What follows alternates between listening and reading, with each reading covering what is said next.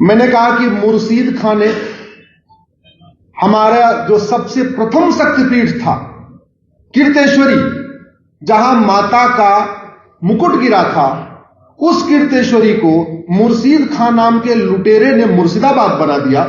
मैं हमारे वेद पुराण में 51 शक्तिपीठ में कीर्तेश्वरी का वर्णन है, लेकिन मैं ढूंढ रहा हूं तो मुझे कीर्तेश्वरी नहीं मिल रहा है, क्योंकि तो मुर्शिदाबाद हो गया। मैं अपना विंध्याचल ढूंढ रहा हूं, मुझे विंध्याचल नहीं मिला, क्योंकि तो मिर्जापुर हो गया। मैं महाभारत काल के दौरान जहां पे पांडवों ने अज्ञातवास किया था, मैं उस विराट को ढूंढ रहा हूं। महाभारत में उस विराट का वर्णन है कि हाँ, पांडव 1 साल के बाद में वहां पे विराट में गए, लेकिन वो विराट हमको कहीं भारत में नहीं मिल रहा है, क्योंकि वो होशियारपुर बन गया। मैंने कहा कि भगवान परशुराम के पिताजी महर्षि जमदग्नि, उनका एक आश्रम था, और जहां उनका आश्रम था उस स्थान का नाम हो गया जमदग्निपुरम। वहां जौना खां नाम का लुटेरा गया, उसने जमदग्निपुरम को जौनपुर बना दिया।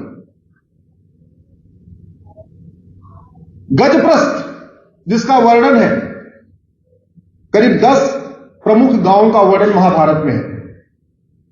गजप्रस्थ, पानप्रस्थ, सोनप्रस्थ, तिलप्रस्थ, व्याघ्रप्रस्थ, इंद्रप्रस्थ।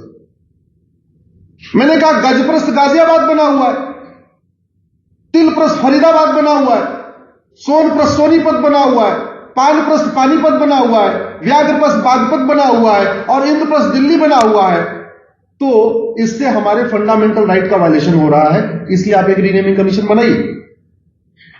मैंने कोर्ट में कहा कि बेगू खां ने अजातशत्रु नगर को बेगूसराय बना दिया, शरीफुद्दीन ने नालंदा बिहार को बिहार शरीफ बना दिया, दरभंग खान ने द्वारभंगा को दरभंगा बना दिया, हाजी शमसुद्दीन ने हरिपुर को हाजीपुर बना दिया, जमाल खान ने सिंहजानी को जमालपुर बना दिया, अहमद शाह ने कर्णावती को अहमदाबाद बना दिया, बुरहान ने भगनापुर को बुरहानपुर बना दिया, होशंग शाह ने नर्मदापुरम को होशंगाबाद बना दिया, अहमद शाह ने अंबिकापुर को अहमदनगर बना दिया, तुगलक ने देवगिरी को तुगलकाबाद बना दिया, उस्मान अली ने धाराशिव को उस्मानाबाद बना दिया, फरीद खान ने मुगलहार को फरीदकोट बना दिया, फरूख खान ने पांचाली, महाभारत में पांचाल का वर्णन है, पांचाली का जन्म स्थान है, लेकिन फरूख खान ने उसको फर्रुखाबाद बना दिया। मुराद खान ने रामगंगा नगर को मुरादाबाद बना दिया, मुजफ्फर खान ने लक्ष्मी नगर को मुजफ्फरनगर बना दिया, शाहजहां ने गोमती नगर को शाहजहांपुर बना दिया, बख्तियार खिलजी ने नालंदा को बख्तियारपुर बना दिया, करीमुद्दीन ने करीमनगर बना दिया, महबूब खान ने महबूबनगर बना दिया, अली मीर जाफर ने अलीपुर बना दिया, भाग्यनगर को हैदराबाद बना दिया, इंदौर को निजामाबाद बना दिया, पिटौरा को फतेहपुर बना दिया, हरिपुर को अलीगढ़ बना दिया, अंबिका नगर को अमरोहा बना दिया, आर्यमगढ़ को आजमगढ़ बना दिया, जसनौल को बाराबंकी बना दिया, गाजीपुर को गाजीपुर बना दिया। इसकी वजह से हमारे 7 फंडामेंटल राइट वायलेट हो रहे हैं। हमारे 2 अधिवक्ता मित्र हैं, और जो मैंने क्वेश्चन और लॉ फ्रेम किया था उसको कोर्ट ने अपने जजमेंट में डिक्टेट भी कराया। हमने कहा राइट टू आइडेंटिटी हमारा फंडामेंटल राइट है, लेकिन हमारी आइडेंटिटी मिल नहीं रही है। हमारी पहचान वो विराट है, इंद्रप्रस्थ है, सोनप्रस्थ है, तिलप्रस्थ है, व्याघ्रप्रस्थ है, पांचाल है, लेकिन हमको कहीं वो भारत के नक्शे में दिख नहीं रहा है, इसलिए हमारी आइडेंटिटी डिस्टर्ब हो रही। मैंने कहा जिन स्थानों का वर्णन हमारे वैदिक ग्रंथों में है, वेद पुराणों में है, उनको मैं ढूंढ रहा हूं, नहीं मिल रहा है, इसलिए हमारा जो फंडामेंटल राइट है, राइट टू रिलीजन, उसका वायलेशन हो रहा है। मैंने कहा राइट टू कल्चर हमारा फंडामेंटल राइट है आर्टिकल 29 में, लेकिन चूंकि हमारे जो कल्चरल हेरिटेज सेंटर हैं, जो हमारे धार्मिक पौराणिक स्थान है, वो बदले हुए हैं, वो नहीं मिल रहे हैं, इसलिए हमारा राइट टू कल्चर वायलेट हो रहा है, हमारा राइट टू लाइफ वायलेट हो रही है, हमारी राइट टू डिग्निटी वायलेट हो रही है, राइट टू रिलीजन वायलेट हो रहा है। इस तरीके से मैंने 7 फंडामेंटल राइट गिनाए, ये हो रहे हैं, वायलेट हो रहे हैं। कृपया इनका इसके लिए कमेटी बना दीजिए, जिससे पॉलिटिशियन मनमानी न कर पाए। जो स्थान जैसे थे, जिनका वर्णन वेद पुराण में है, उनको उसी स्थान पे दोबारा रिस्टोर कर दिया जाए। और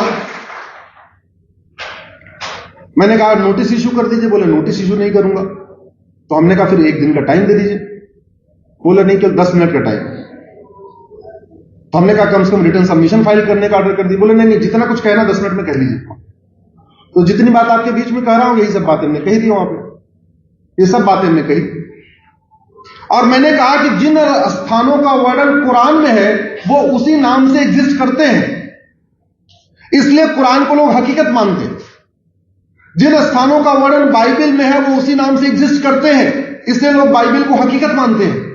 और हमारे बच्चों को कई सारे स्कूलों में, खासतौर पे आईसीएसई बोर्ड के स्कूलों में पढ़ाया जा रहा है कि रामायण और महाभारत एक काल्पनिक घटना है, और वो इसलिए हमारे बच्चे विश्वास करने लग गए हैं। क्योंकि जिन स्थानों का वर्णन रामायण महाभारत में है, एक्चुअल में प्रैक्टिकली फिजिकली वो मिल नहीं रहे, नाम बदले हुए।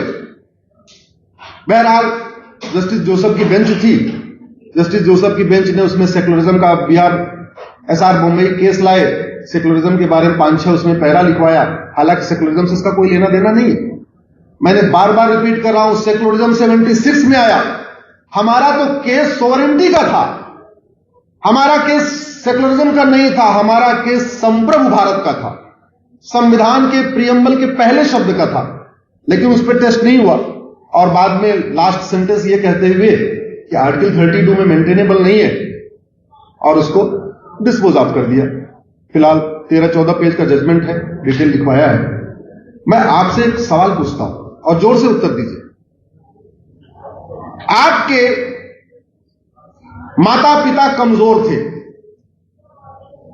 कोई लुटेरा आया, घर तोड़ा, माता पिता को बंधक बनाया, बहन बेटियों से बलात्कार किया, और जाते समय सोना चांदी लूटने के बाद जहां अग्रवाल सदन लिखा था वहां पे गाजी भवन लिख के चला गया,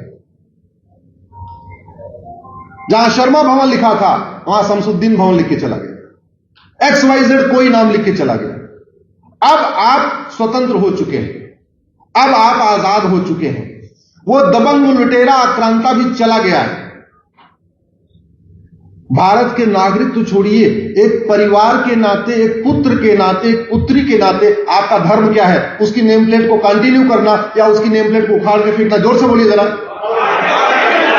फेंका क्या, बोला क्या? इसी इंडिया गेट से गुजरते हो, कभी देखा नहीं? इसी इंडिया गेट से गुजरते हो। क्यों?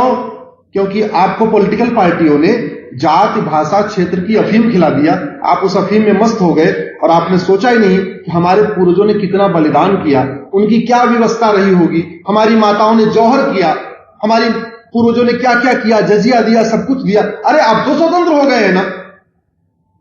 कभी राइट टू रिस्टोर अपने सांस्कृतिक, धार्मिक, पौराणिक स्थानों को बहाल करने के लिए सड़कों पे उतरे क्या?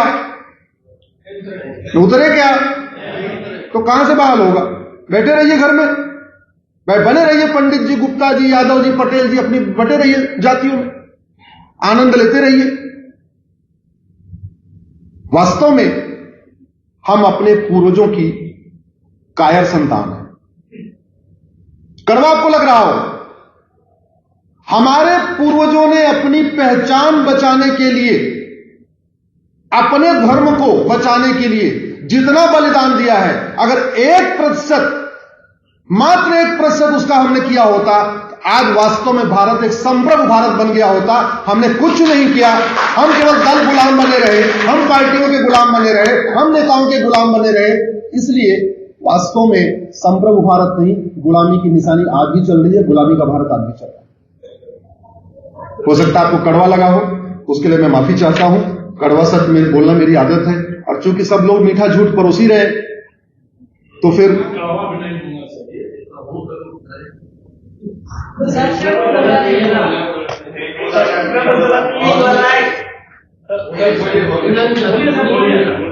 अब आती है आज का विषय। कड़वी तभी हमने बोला नहीं साहब। कड़वा तो यह है कि हमारी माताओं को बंधक बना लिया गया। हमारे आपके पूर्वजों ने क्या क्या झेला, अभी बोल दूंगा तो आप बिल्कुल नहीं सुन पाएंगे। अभी कड़वा नहीं बोला, अभी हमने थोड़ा उसमें चाशनी लगाई है। याद करिए जरा राजस्थान का जौहर, याद करिए राजस्थान का जौहर। एक मिनट, अब आता हूं मूल विषय पर। अरे भैया बातचीत करिए। एक मिनट भाई साहब, देखिए शुरू में ही कहा है। नहीं, सुनिए साहब, सुनिए, एक मिनट, मुझे कहना, 1 मिनट रुकिए साहब, आप अव्यवस्था ना फैला। मेरा सभी अतिथियों से निवेदन है, आपकी किसी भी वक्तव्य पर असहमति हो वक्ता के बोलने के बीच में न बोलें।